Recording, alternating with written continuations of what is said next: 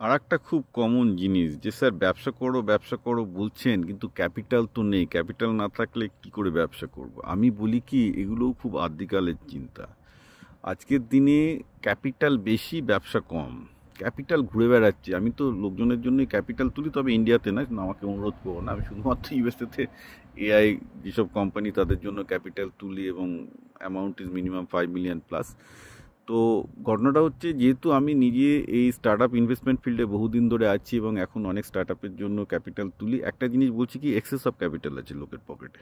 Access of capital আছে, ক্যাপিটালের অভাব নেই। তারা খুঁজছে কোন বিজনেসে ইনভেস্ট করা যায়, যে বিজনেসে একটু ট্র্যাকশন লোকে দেখতে পাচ্ছে এখন, যে এই বিজনেসটা একটা ভালো করে দাঁড় করিয়েছে এবং দেখাতে হবে ট্র্যাকশন হচ্ছে। অর্থাৎ ইনিশিয়াল একটা তুমি ছোট ক্যাপিটাল ইনভেস্ট করে দেখাচ্ছে যে তোমার বিজনেসটা খুব ভালো গ্রো করছে, ভালো প্ল্যান আছে।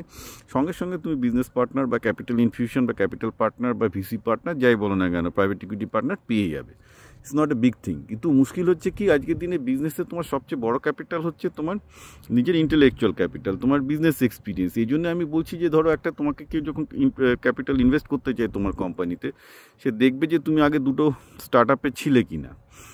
অ্যাটলিস্ট এই জন্য 5 থেকে 10 বছর বা অন্তত প্রথম 5 বছর 2-3টে স্টার্ট আপে যদি কেউ কাজ করে এক্সপিরিয়েন্স পায়, তখন দেখবে যে ক্যাপিটাল তোলাটা অনেক ইজি হয়ে গেছে তোমার বিজনেসের জন্য। কিন্তু বিজনেসে তুমি যেভাবে করবে, সবাইকে স্টার্ট আপটা আমি যেভাবে করতে বলি, আগে 5 থেকে 10 বছর একটা স্টার্ট আপে কাজ করে কিছু টাকা করে নাও, এইভাবেই সবাই করে।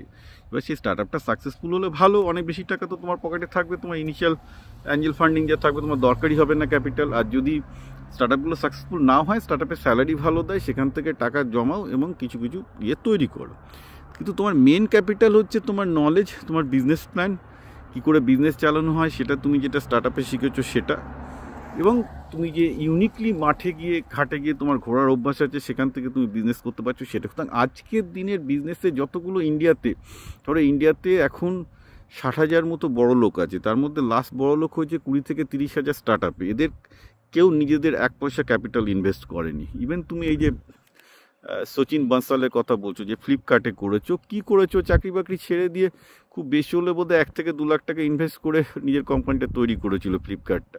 করে ও নিজে কিন্তু পুরো স্কুটারে করে গিয়ে বইগুলো নিজে বেচতো, মানে নিজেই ওয়েবসাইট তৈরি করেছে, নিজেই বইগুলো বেচেছে, ক্যাশ অন ডেলিভারি করেছে প্রথমের দিকে, তারপর সঙ্গে সঙ্গে অ্যাঞ্জেল ফান্ডিং পেয়ে গেছে। আমি রিসেন্টলি আমার নিজের এক্সপিরিয়েন্স হচ্ছে যে লস অ্যাঞ্জেলেসে একটি মেয়ে ওই সি কোলাজেন থেকে একটা স্কিন কেয়ার প্রোডাক্ট তৈরি করেছে। তো আমি তো দেখলাম যে ও যেহেতু নিজে ইনস্টাগ্রাম, মানে নিজের যেহেতু একটু সোশ্যাল মিডিয়ায় প্রেজেন্স আছে, নিজের ইনস্টাগ্রাম কাজে লাগিয়ে মোটামুটি মানে জবে থেকে শুরু করেছে, $5,000 ফার্স্ট মান্থেই বিক্রি করলো, তারপরে 4 মান্থের মধ্যে প্রায় 4 টাইমস $20,000 কাছাকাছি চলে গেছে অ্যাকচুয়ালি ক্যাপিটাল, মানে বিক্রি হয়েছে। এবং যার জন্য এখন আমি যখন দেখছি যে ওকে নিয়ে আমি ইনভেস্টরদের কাছে যাচ্ছি বা পাঠাচ্ছি ইনভেস্টরদের কাছে, তারা ভীষণ interested, because they can see the traction that না, এই মেয়েটা পাচ্ছে, সে বিক্রি করছে, তার রানওয়ে দরকার, তার জন্য তার টাকা দরকার, right, because she already have the traction.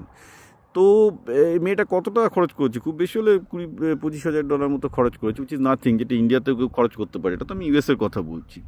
তো এইটা এখন খুব ভুল ধারণা যে তোমার বিজনেস করতে ক্যাপিটাল লাগবে। তোমার মেন ক্যাপিটাল এখন ইন্টেলেকচুয়াল ক্যাপিটাল। তুমি যদি ছোটোবেলা থেকে তোমার বিজনেস করার অভ্যাস থাকে, মানে 15-16 বছর বয়স থেকে, তুমি যখন 25-26-10 বছর এই ফিল্ডে প্রচুর লস খেয়ে গুলি খেয়ে মোটামুটি বুঝে যাবে, ইউ আর সুপার চ্যাম্পিয়ন, তোমার পেছনে টাকা ছুটবে, তোমাকে ক্যাপিটাল জোগাড় করতে হবে না।